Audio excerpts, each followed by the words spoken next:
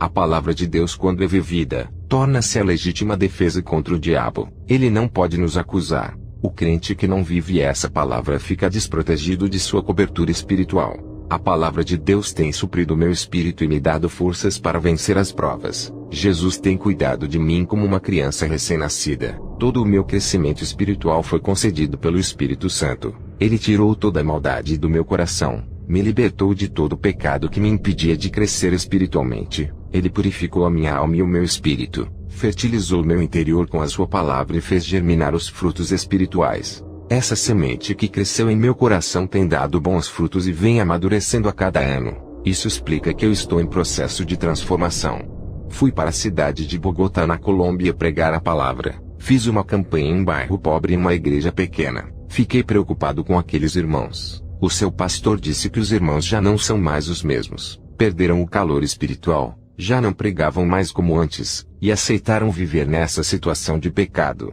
Alguns dessa igreja saíram em busca do calor que perderam, e foram para outros ministérios. O defeito não estava na igreja, estava em suas atitudes. Eles decaíram na fé, estavam à procura de igrejas que acendessem suas chamas. Jamais encontrariam essas chamas em outras igrejas se não se arrependessem de seus pecados. Se buscassem ao Senhor se arrependendo de seus pecados, aqueles galhos secos iriam enverdecer, e suas folhas cairiam e nasceriam outras novas. Os galhos floresceriam igual às flores da vara de Arão, provando que ele era santo e capacitado para ser escolhido. O galho seco não tem o Espírito Santo. Está sedento de Deus e procura meios para matar essa sede. Não tem consolador que possa encher-te.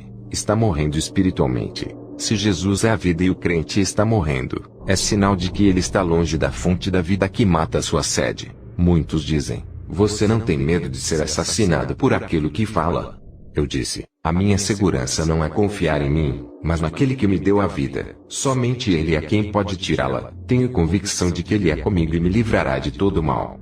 Quando terminei de falar, entrou um homem com uma arma na mão e disse: prove que você é de Deus, morrerá por ele hoje. Se quiser viver, negue o seu Deus. Eu disse: Satanás, escute aqui, esse território não é seu, perdeu. A partir de hoje eu declaro a sua derrota. O rapaz apontou a arma e disse: hoje tu vai morrer. Eu disse: pode atirar, da sua arma não sairá nenhuma bala. A minha vida pertence a Deus. A chave da morte está nas mãos de Jesus. Somente Ele pode me matar. Quando eu comecei a falar essas palavras, aquele rapaz caiu endemoniado para trás. Ele estava se tremendo, parecendo que estava em convulsão. Eu expulsei os demônios. Eram legiões que estavam naquele corpo. O pastor daquela igreja disse: esse rapaz não é o primeiro. Entrou outros aqui e fechou a igreja. Você foi o primeiro que bateu de frente.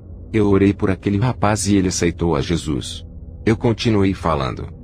Deus tem segurado em minhas mãos e tem me guiado, e me cerca com a sua muralha de fogo que me serve de fortaleza. Perto dele estou tranquilo, nele tenho segurança e estarei livre do perigo. Estou em suas mãos, não posso cair, estou preso nele, me seguro nele, não posso me dobrar diante do pecado e nem ceder para os meus desejos. Permaneço leal a ele, e firme em sua presença. Ele tem me tirado do sufoco espiritual, tem tampado minhas fraquezas, tem me estruturado em sua palavra, tenho restaurado as trincas desse templo e consertado as minhas colunas quebradas para que esse templo não vá ao chão. O pecado tentou entrar nesse templo e destruí-lo. O selo do Espírito Santo impediu que o pecado entrasse em mim, e lacrou as portas desse templo. No outro dia de pregação, o pastor estava pregando. Um rapaz entrou com uma faca nas mãos para matar o pastor. O pastor ficou apavorado. Eu entrei no meio e disse: em nome de Jesus, tu estás paralisado. Aquele rapaz havia levantado a mão para dar uma facada no pastor. Seu corpo ficou paralisado como uma estátua. Eu assoprei e ele caiu. Expulsei o demônio. Aquele rapaz ficou livre. Mais um atentado de morte e mais um livramento de Deus. Através de Jesus, o meu conhecimento sobre o mundo se tornou diferente daquele conhecimento que eu tinha antes. Hoje vejo as pessoas com um olhar de misericórdia. Não é mais aquele olhar de desprezo, e sim um olhar de amor, um olhar de querer salvá-las. O olhar de Deus está em mim. O mundo é o retrato do pecado. Tudo o que acontece nele de ruim é a consequência do pecado. Se o mundo todo se arrependesse e não praticasse mais o pecado, não teria tanta maldade e catástrofes. Deixe Deus entrar nos seus sentidos, e deixa Ele criar os seus projetos do nada na sua vida.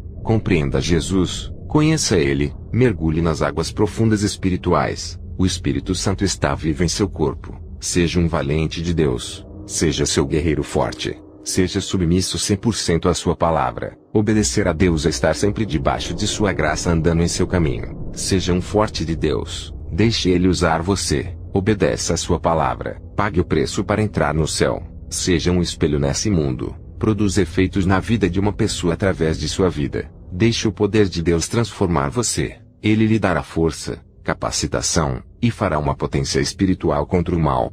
Depois do culto, eu fui para a casa do pastor. No dia seguinte, uma mãe aflita ligou para o pastor e disse: "Vem aqui na minha casa. Meu filho está louco." Na mesma hora recebi uma visão. Vi um rapaz moreno perto do computador vendo o Facebook. Um espírito maligno saía da página e entrava pelos olhos indo para sua mente ficando alojado em sua cabeça. O Senhor abriu mais a minha visão. Do outro lado do computador tinha um senhor conversando com esse rapaz. Ele amaldiçoava as fotos do rapaz e jogava feitiços do outro lado. Ele era um satanista que o rapaz conheceu na rede social. Fui na casa do rapaz que estava louco, expulsei o demônio, falei para ele não usar mais o Facebook. Ele disse que não iria mais usar e se converteu ali mesmo. Fui ministrar em outra igreja, e foi-me revelado o estado daquela congregação. A mensagem para aquele lugar foi sobre as paixões do mundo que domina a cabeça. Outros irmãos tomavam decisões erradas quando estavam nervosos e com o emocional à flor da pele. Tudo isso tirava a razão, deixando eles irracionais sem equilíbrio mental, indomáveis e explosivos. A oração iria amortecer as suas carnes e domar seus corações controlando seus pensamentos e temperamentos. Muitos ali estavam sendo enganados pelos falsos profetas por não saberem a palavra de Deus. Eles não tinham entendimento da palavra, eram ouvintes e não praticantes. Eles não deixavam o Espírito Santo lhe usarem, não deixavam ele comandar a ministração e conduzir. Eu exortei eles a se prepararem, examinarem suas vidas, se corrigirem, obedecerem ao chamado, não fazer as suas vontades e fazer aquilo que Deus queria. Sejam um instrumento nas mãos de Deus, sejam úteis para o trabalho de Deus. É tempo de plantar para Cristo e colher os seus frutos. Seja um agente para a execução do trabalho de Deus. Deus lhe dará recursos celestiais para alcançar almas. Quando a igreja terminou, fui embora para onde eu fui hospedado. Ao chegar lá, dobrei os meus joelhos, orei sem cessar até as 4 da madrugada. Senti o meu corpo explodir de unção. Uma eletricidade tomou conta de mim. Caí com o rosto no chão. Meu espírito saiu. O anjo Gabriel desceu até o meu encontro. Ele disse: "Kenzo, está preparado para mais uma experiência?" Eu disse: "Estou." Subimos ao céu. O portão celestial se abriu e eu entrei para dentro do paraíso. Que saudades voltar para esse lugar. Os anjos do céu me receberam. Eu não sabia, mas o meu nome era popular no céu pelas obras que eu fazia na terra e pela vida que eu vivia na terra. Os falsos profetas, apesar de terem sua fama na terra, seus nomes não são citados no céu. O anjo me disse: "Satanás quer destruir a igreja através do pecado. Diga para eles rejeitarem o mundo e o que Satanás lhe oferece. Diga para matarem a vontade da carne e os seus desejos dos corações. Aqueles que estão em Cristo e vivem uma vida santa, nenhum mal lhe atingirá, nem feitiçaria poderá te fazer mal, pois a santidade é sua armadura." Diga para a igreja fazer obras de caridade, ajudarem os oprimidos e aqueles que necessitam. A pessoa que você ajuda hoje, pode lhe ajudar amanhã se tiver gratidão. Diga para eles ajudarem sem esperar nada em troca. Sejam generosos e não interesseiros, a retribuição virá de Deus, seja na terra ou no céu. Jesus disse: "Meu servo, tu sempre teve dúvidas sobre a salvação de Salomão. Hoje irei revelar a ti onde Salomão se encontra." Eu e Jesus começamos a andar nas ruas de ouro no céu. Passamos perto dos edifícios de ouro que são as casas dos santos. Eu vi homens jovens com seus corpos resplandecentes. Eu vi Isaque, Jó, Sansão e Elias. Continuamos a andar e vi Maria Madalena, Ana e Isabel. Elas estavam lindas e seus rostos refletiam a glória. Chegamos em um lugar onde vi o rei Salomão. Suas vestes brancas refletiam o branco da justiça. Também vi Tiago e João Batista. Todos estavam felizes com sorrisos no rosto. Continuamos a andar e o Senhor disse: "Kenzo, aquela é a sua casa." Ao olhar, eu vi um grande prédio de ouro. Depois entramos na sala das coroas. O Senhor me mostrou a minha coroa. Também vi as minhas vestes brancas, a qual eu vou me vestir quando eu for morar lá. Vi os meus galardões que eu juntei na terra através do meu trabalho para Cristo. Jesus me disse: Estamos em um tempo onde muitos estão famintos espiritualmente. Eles não sabem como se alimentar, e procuram prazeres no mundo e não conseguem suprir suas necessidades espirituais com aquilo que é passageiro. O pecado pode alimentar a carne, não o espírito, e nada adiantará, pois o meu espírito se alimenta de mim e de minha palavra. Outros procuram falsas religiões e se alimentam de demônios e de pães imundos. Eles bebem das fontes de águas sujas e poluídas. Tudo isso causa mal-estar espiritual. Diga para minha igreja se esforçar na minha doutrina pura e santa, sem contaminação com filosofias vãs e teologias falsas. Muitos bispos e apóstolos tiveram suas mentes cauterizadas pela teologia. Não têm experiência com Deus. Vivem mortos na letra, sem direção da minha verdade. Apenas se baseiam em suas opiniões e pensamentos teológicos diferentes um do outro. Eles procuram a verdade em teologia dos homens. Não procuram a verdade em mim. Eu quero habitar neles através de meu espírito. Esses homens misturam a verdade de Deus com opiniões teológicas. Eles oferecem para as pessoas famintas uma meia verdade e uma meia mentira. Eles não procuram ter uma experiência com Deus e estão ligados com o mundo. São apenas estudiosos acadêmicos. Não são praticantes. Conhecem um Deus nos livros de teologia, não me conhecem como pessoa. Amam o mundo e o que nele está. Sua relação com o mundo é tão forte que eles não querem mais largar. Experimentam mais as delícias do mundo e não experimentam o sobrenatural de Deus. O mundo lhe oferece apenas algumas horas de alegria. Tudo é ilusão e passageiro. São armadilhas para a morte. Estão aliançados como o mundo. São como ratos atraídos pelo cheiro da comida, e caem na ratoeira da morte armada por Satanás. Depois eu voltei para a terra e fui para a igreja ministrar. Uma irmã da igreja me pediu para fazer uma visita em sua casa. No outro dia, eu orei pela irmã e disse: eu irei em sua casa fazer uma visita e uma oração. Ao chegar em casa, dobrei os meus joelhos no chão. O Senhor falou comigo dizendo: não vá na casa daquela mulher. Satanás irá usar ela com mentiras para escandalizar o seu ministério. Lembra de José que foi escandalizado pela mulher de Potifar. Essa mulher irá fazer o mesmo contigo.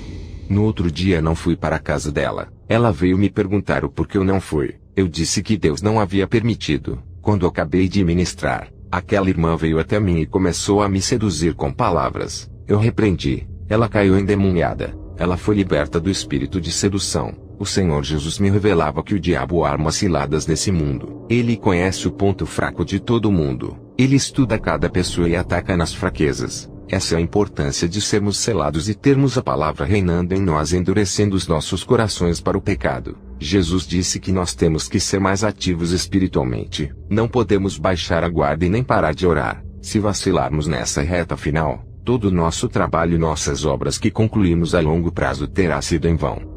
Eu tenho andado em várias igrejas. Tenho tido visões de uma mulher adormecida vestida de noiva dormindo em um sono profundo. Uma sonolência espiritual. Vamos sair dessa sonolência espiritual que não deixa vocês acordarem para a realidade do mundo espiritual. Esse sono não deixa vocês enxergarem os seus pecados. Não sabem mais diferenciar o certo do errado. Tudo é comum. O pecado é normal. Esse sono está tirando suas consciências daquilo que é espiritual. Seus olhos estão fechados para o pecado. E não se abrem para olhar para se corrigirem. Não sabem o que estão fazendo. Viraram pessoas sonâmbulas andando sem consciência das coisas. Andam em caminhos tortos pensando que estão na graça. Acordem. Vocês estão em uma guerra espiritual contra as forças do mal. Somente os fortes vencerão e os perdedores serão entregues para as legiões malignas. Serão presos e encarcerados no inferno. O galardão dos crentes perdedores são prisões e condenações eternas. Seu inimigo Satanás está tão perto de vocês, agindo diante de seus olhos, e vocês não acordam para ver. Ele já se infiltrou, e vocês ainda não sabem se é ele quem está agindo, pois perderam sua identidade de cristãos. Até quando homens iguais a mim irá alertá-los? Eu terei poucos anos aqui na terra, sou um idoso. Depois que eu partir para a glória, dificilmente outro se levantará no meu lugar para o alertar. O relaxamento espiritual está entrando, e isso abre aberturas no mundo espiritual para os demônios entrarem. Muitos já não ministram como antes. A unção não é a mesma. A sua comunhão com Deus está se rompendo aos poucos. Eles precisam de um renovo espiritual. Busque o avivamento do Espírito Santo. Vejo irmãos abatidos na hora da pregação. Não sentem a alegria de falar de Jesus. Não deixam o Espírito Santo dissipar a tristeza e trazer a alegria. Seus rostos tristes na hora de ministrar revelam o seu estado de homens vazios por deixar os seus problemas sufocarem. Eles não deixam seus problemas fora e carregam para os dias de igreja. não conseguem manter seus semblantes alegres e não transmitem alegria em suas ministrações. Eu não entendo por que não são felizes e alegres quando pisam seus pés dentro da casa de oração. Vocês têm o privilégio que o povo de Israel não tem. Eles rejeitaram o Messias e vocês pegaram para vocês. E mesmo assim com seus nomes escritos no livro da vida não estão contentes, deixando as provas abalarem as suas fés. Não sentem motivações por nada. Parece que vêm para a igreja obrigados. Jesus não quer isso. Ele não aceita sacrifícios imperfeitos. Peça para o Espírito Santo preencher vocês. Ele matará sua fome de felicidade, alegria, esperança e paz enchendo seus vazios. Eu cobro isso de vocês. Cobro também no meu ministério que está nos Estados Unidos. Sei que tenho que entregar o rebanho puro e sem mácula no dia do juízo. Não quero ser responsável por nenhuma alma que se perder e não se salvar. E quando eu estou triste eu dobro os meus joelhos e choro até ser consolado. O Espírito Santo me dá alívio e tira a minha dor. Quando me levanto, estou alegre. Subo no altar rindo como representante do Evangelho. Nunca subi no altar triste. Temos que ser fortes. Perdi o meu filho David. A morte traz dores. Nem tudo o que perdemos é um mal, pois a perda representa a transformação. Isso muda o coração em relação à vida. As dores físicas e emocionais nos fazem assumir uma posição de guerreiros diante da situação, e isso agrada a Deus, nos traz para perto dele, e nos faz despertar espiritualmente. Deus testa a nossa fé para ver se estamos firmes nele. A nossa fé nele nos firma nele e nos faz enxergar a Cristo. Não conte seu problema a ninguém, conte para ele, somente ele pode resolver. Dobre os seus joelhos e fale com Deus, descanse e ele resolverá. Não fique cobrando ele. Deus não se esquece de você, mesmo que olhe para o seu problema e veja ele grande demais. Lembre-se de que você tem um Deus grande, e muito maior do que qualquer problema seu. Mesmo que seu problema seja longo e pareça que nunca vai passar, lembre-se, Jesus é o dono do tempo e determina tudo. Ele te dará a resistência de esperar e fará a sua paciência ser mais longa do que seu problema. A sua fé é mais forte do que todas as suas dificuldades. Quando eu conheci a Deus, foi nas maiores dificuldades da minha vida que enxerguei ele dentro da fornalha comigo. Tive que entrar no mundo espiritual para conhecer a Deus e todo o seu plano. O Espírito Santo invadiu o meu ser de uma maneira que fiquei sensível ao seu toque. Minha sensibilidade espiritual ficou aguda, senti mais prazer de ficar em sua presença. Satanás apareceu para mim e tentou me desanimar. Ele disse que por mais que eu pregasse a santidade, amor, perdão e o arrependimento, por mais que eu conservasse essa doutrina não teria êxito mundial, pois ele me falou que criou falsas seitas como Mormons, Testemunhas de Jeová, Adventismo e outras seitas com aparência de igrejas caridosas e bondosas para contaminar a sã doutrina, e que era tarde demais para eu espalhar a doutrina verdadeira, pois ele estava multiplicando as suas seitas enganosas pelo mundo. Satanás foi embora e eu tive uma visão, vi uma noiva de preto, uma falsa igreja sentada no trono e reinando. Uma voz me dizia: está multiplicando igrejas falsas. Irei buscar a minha verdadeira igreja antes que ela seja contaminada e enganada pelas falsas noivas, a noiva de Satanás. O Espírito Santo me revelou divisões dentro das igrejas, por causa de brincadeiras ofensivas que irritam o próximo e não respeitam o irmão que não gosta de brincadeiras. Vamos ser maduros para as coisas de Deus e crianças para a malícia desse mundo. Se acostumem em andar na doutrina. Sei que é difícil, logo se acostumarão. Sejam viciados em orações todos os dias, caiam nessa rotina espiritual, vivam uma vida santa. Se viverem uma vida relaxada na presença do Senhor, ninguém dará crédito por suas palavras. Você é a palavra que prega, assim como Jesus é a palavra. Muitos vivem uma vida de pecado, não ganham mais almas por escandalizarem o Evangelho, caíram em descrédito por causa de seus testemunhos. Os falsos mestres, doutores da mentira, estão dentro das igrejas usando a própria palavra de Deus para enganar como Satanás usou a palavra de Deus para enganar a Jesus no deserto. Se não estivermos revestidos com as armaduras da santidade seremos presas fáceis. O diabo não se importa com crentes que buscam bênçãos materiais. O materialismo para o diabo não tem valor nenhum, é perecível. O diabo se importa com aquilo que é eterno. Os que buscam as coisas espirituais, quem busca morar no céu, coisas não perecíveis, tudo isso incomoda o diabo. Ele sabe o que perdeu, jogou sua herança fora, sabe o que é bom e não quer que consigamos o que ele já perdeu. Ele colocará obstáculos e impedimentos espirituais para vocês não crescerem espiritualmente. Para Satanás, é melhor que fiquemos ricos e milionários na terra se desviando, do que termos galardões no céu. Ele prefere que conquistemos o mundo, sejamos poderosos aqui ao invés de conquistarmos o céu, pois a riqueza corrompe, e a riqueza dessa terra acaba, já as dos céus são eternas. Nossas riquezas não estão nesse mundo, estão sendo armazenadas no céu para onde iremos morar, para que ajuntar tesouros na terra, se quando morremos não levaremos nada. Tudo vai ficar aqui, para onde vamos não levaremos, pois o noivo nos levará e deixará os nossos bens. Que todos que ouvem esse testemunho venham a se reconciliar com Deus, que venham a receber uma unção especial ao ouvir essas palavras. Amém.